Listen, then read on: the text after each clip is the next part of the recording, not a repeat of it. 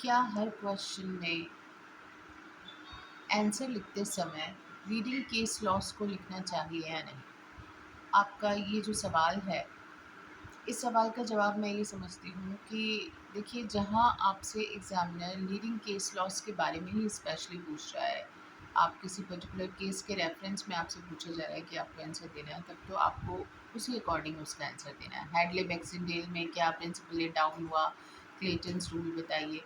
तो जब आपसे पूछा गया है किसी पर्टिकुलर केस लॉ को, तब तो आपको उस केस लॉ को ही बताना पड़ेगा, उसके साथ रेफ़रेंस देते हुए जो लीगल प्रोविज़न्स हैं रिलेवेंट वो बताने पड़ेंगे।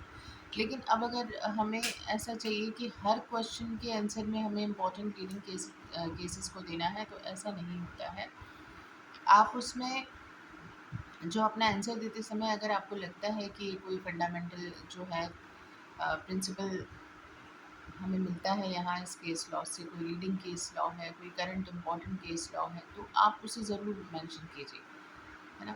जैसे डीवी एक्ट में अगर हम बात करें और रिस्पोंडेंट की डेफिनेशन की बात आती है, तो वहाँ पे हरसोड़ा वर्सेस हरसोड़ा का जो केस है वो इम्पोर्टेंट रोल रखता है, तो उसको हमें बताना ज़रूरी हो जाएगा वहाँ पे। लेकिन उसके अलावा ऐसा आवश्यक नहीं है कि आप हर क्वेश्चन के आंसर में किसी केस लॉज़ को दे ही दें।